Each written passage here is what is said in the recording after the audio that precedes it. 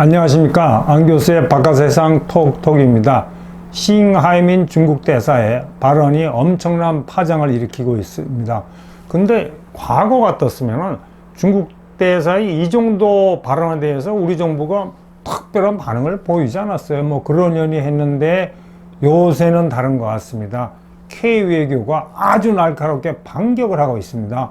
윤 대통령은 국무회의에서 싱 대사가 과연 한중 관계에 대해서 상호 존중하는 태도를 가져니까 의심스럽다.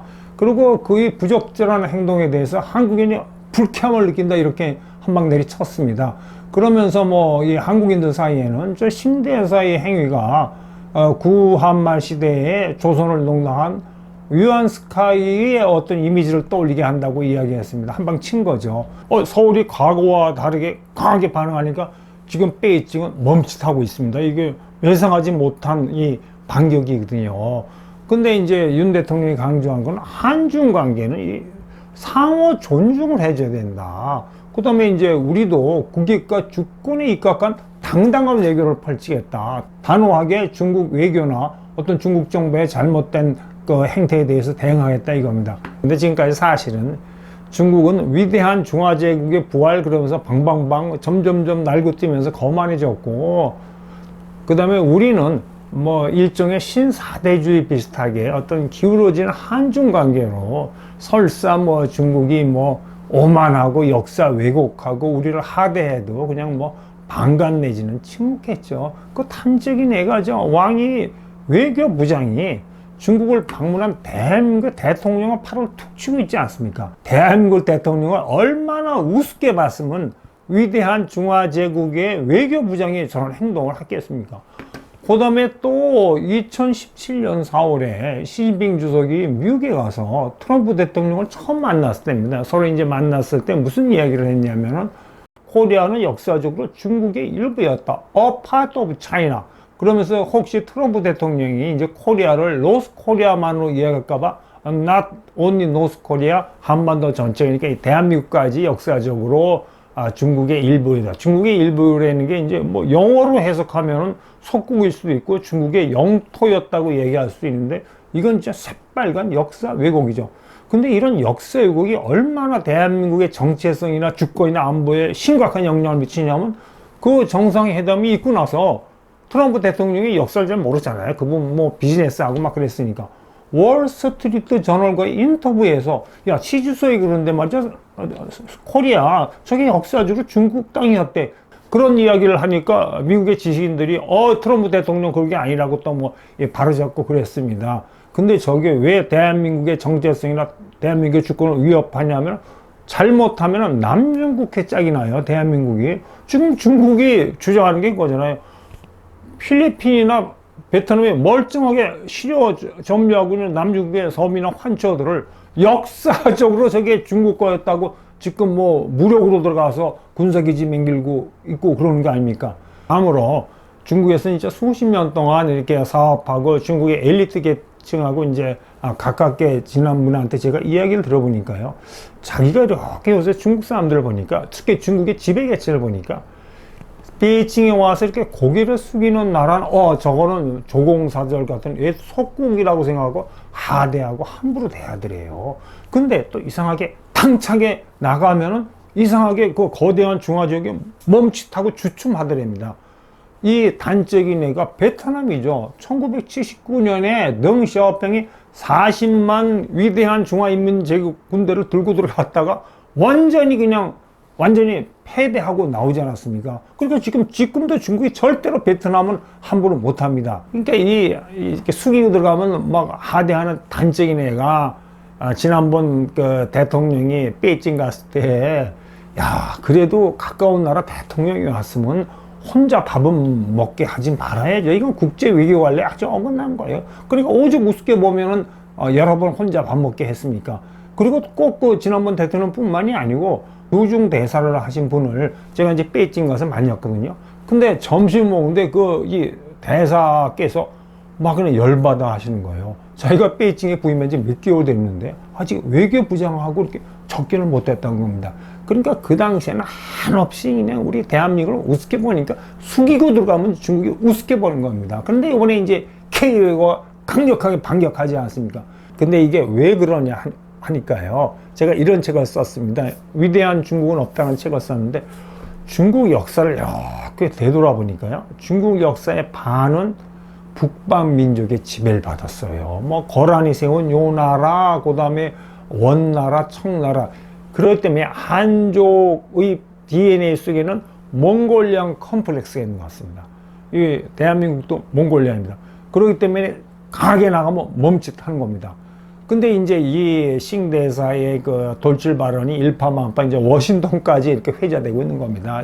사진에 있는 사람은 존 커비, 내셔널 시큐리티 카운슬의 이제 대변인인데 기자회견에서 싱대사 이런 발언은 a sort of pressure tactic, 그러니까 한국을 길들이려는 베이징의 교묘한 압박 전술인 것 같다고 이야기했습니다. 근데 더 재미있는 외신의 기사는요. 여러분 저 사우스 차이나 모닝 포스트가요. 이제 마이윈이 이렇게 경영권을 갖고 홍콩 보안법 이전까지는 진짜 중국을 비판하는 좋은 기사를 많이 썼습니다. 그런데 홍콩 보안법 이후에 저 사우스 차이나 모닝 포스트가 핵 돌았어요. 친중으로 돌았어요. 그냥 베이징의 어영 언론 비슷하게 돌았는데 그럼에도 불구하고 이런 기사가 났더라고요. 이 한국에서 베이징의 하이-핸디드 레토릭, 이건 이제 우리말로 말하니까 위압적인 싱대사의 발언에 대해서 한국 정부가 하드 스탠스, 초강경으로 대응했다. 이게 이제 이 베이징이나 국제사회가 보더라도 한국 정부가 K 외교가 K 가버멘트가 과거하고 다르게 강하게 이제 베이징의 어떤 잘못이나 부적절한 행위에 대해서 반격한다고 이제 국제사회가 보는 겁니다. 근데 이제 싱대사의 발언하고 이제 우리 K 외교의 반격이 있어 난 다음에 이제 중국 외교부 대변인이 이렇게 이야기했습니다. 이 한국 정부가 싱대사의 어떤 발언에서 굉장히 부적절하게 대응하고 있다. 아니 대사라는 게 그 주재국의 다양한 사람을 만나서 이야기할 수 있지 않느냐 그렇게 얘기하는데, 근데 제가 어저께 오강 중에 한 나라 대사를 하시고 외교부 고위직을 지내신 분하고 이제 저녁을 먹으면서 이야기를 들으면서 이 문제를 물어봤어요. 그러니까 그분이 이런 이야기 하십니다. 그럼 뭐 중국 대사가 한국에 와서 다양한 사람 만나는 거 좋고 자기 마음속에 있는 이야기 할 수 있대요. 단 조건이 비공개로 해야 된답니다. 즉 싱대사처럼 이걸 공개해가지고 정치 이슈화 시키는 거는 이 대사로서의 국제 관례에 어긋나는 겁니다. 그러니까 뭐 일부에서는 싱대사를 페르소나 non grata, 외교적 기피 인물로 뭐 해갖고 추방하자는 얘기했는데 절대 그렇게 감정으로 치닫으면 안 되고요. 지금 우리가 해야 될 거는 좀 전략적으로 차분하게 이 대응해야 됩니다. 제일 중요한 거는 그럼 베이징이 어떻게 나올 거에 대해서 미리 대비를 해야 되는데, 그러기 위해서는 싱대사의 발언에 쌓여있는 외교적 함축을 우리가 정확히 이해해야 됩니다. 첫째가 이제 중국 애외주의예요. 싱대사가 한중 관계에 이렇게 꼬이는데 차이나 잘못은 없다고 얘기했잖아요. 저게 뭐냐면요. 저 책이 이제 차이나 퀘스천스라고 하버드 대학에서 중국을 연구하는 석각들이 이렇게 글을 써서 만든 책인데, 저 책에 하면 알리스테어 존스턴 교수는 Chinese Exceptionalism, 중국 애외주의라는 그 이론을 발표합니다. 중국인 스스로는 자기들은 평화를 사랑하는 민족이라고 믿고 있대요. 그렇기 때문에 역사를 이렇게 보면 평화를 사랑하는 중국, 절대선이죠. 그래서 끊임없이 중국을 침략하고 괴롭히는 외세, 뭐 북방, 뭐 기마민족, 몽골민족, 요즘은 미국, 일본일지 모릅니다. 이 절대 악으로 보는 양분된 구조로 보기 때문에 중국은 평화를 사랑하는 절대 선, 다른 나라들은 중국을 괴롭히는 뭐 이런 나라를 보기 때문에 국제관계가 꼬이면 모두가 상대 탓이에요. 중국은 평화를 사랑하고 잘못이 없는 나라니까.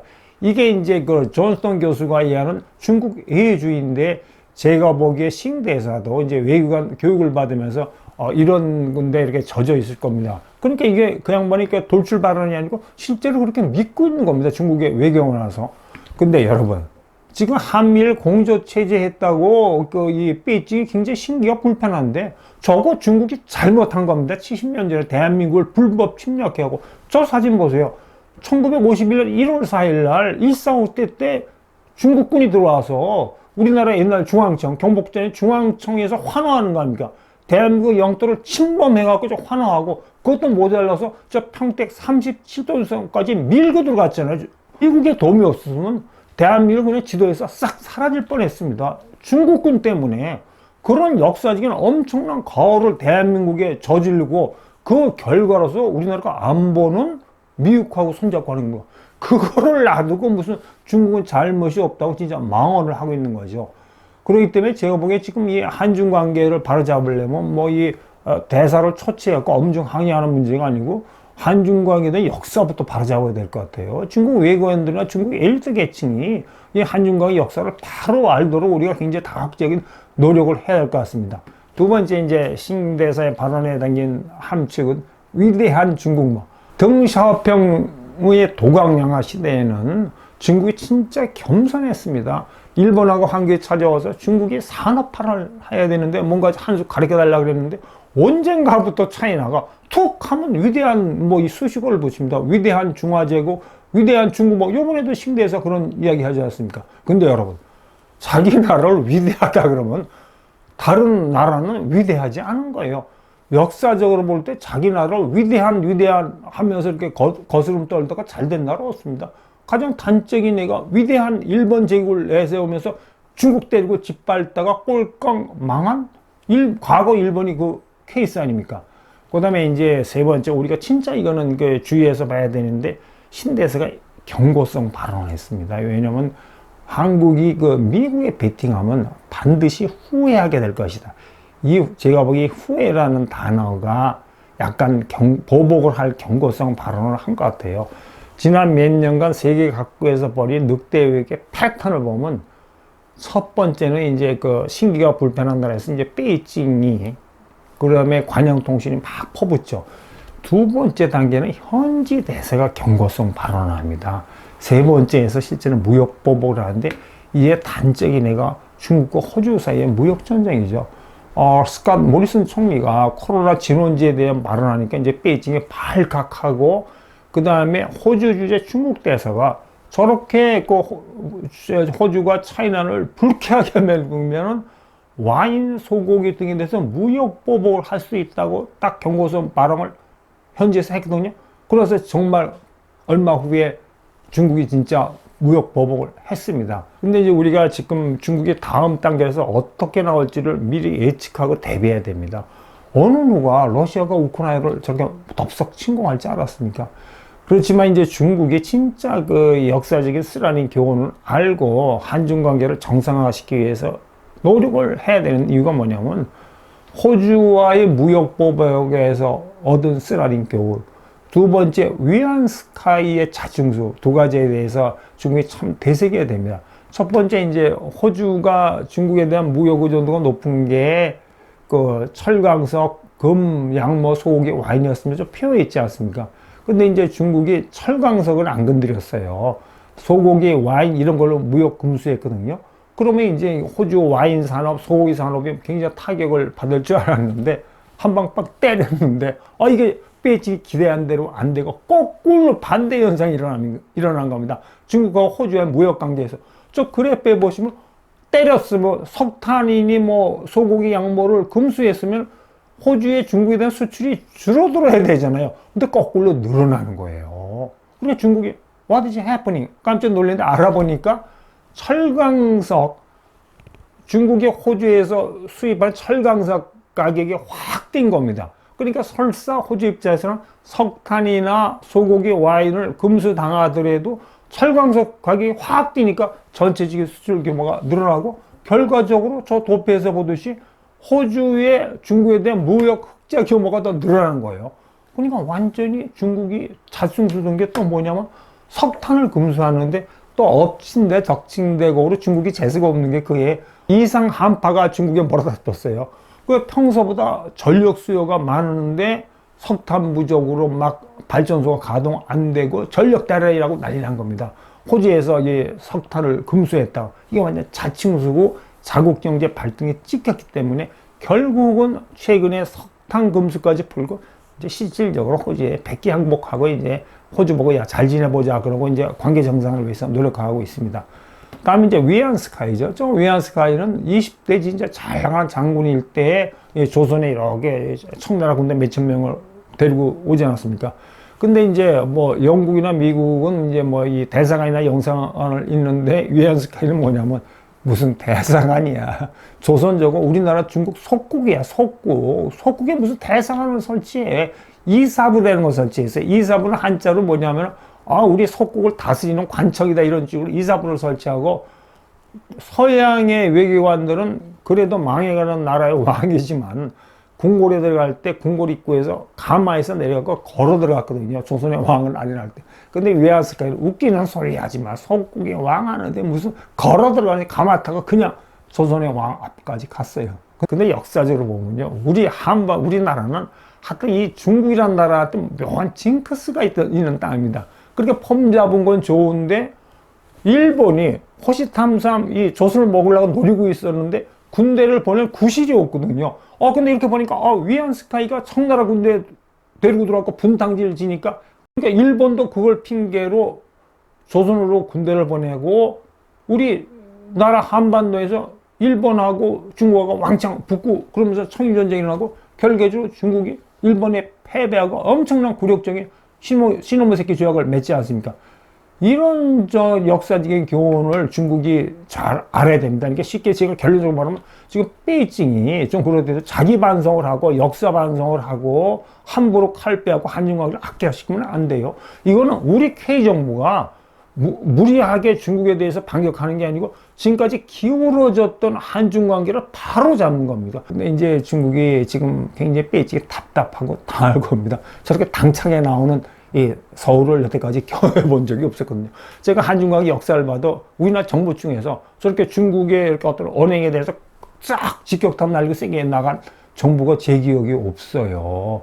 근데 이제 중국이 또 고민이 뭐냐면은 사드 보복 때하고 달리 지금 근데 잘못 한국을 이 시점에 건들면은 이게 단순히 한국과 중국 간의 갈등이나 어떤 무역 마찰이 아니고 미국, 일본까지 다 끼는 어떤 다자적인 경제적 갈등으로 확산될까봐 이제 중국이 고민하고 있습니다. 이래저래 중국은 참 힘들고 고민이 많습니다. 그렇지만 결론적으로 말하면 우리 K 외교 아주 잘하고 있습니다. 오늘은 K 외교 원더풀입니다. 여러분도 원더풀 하십시오. 감사합니다.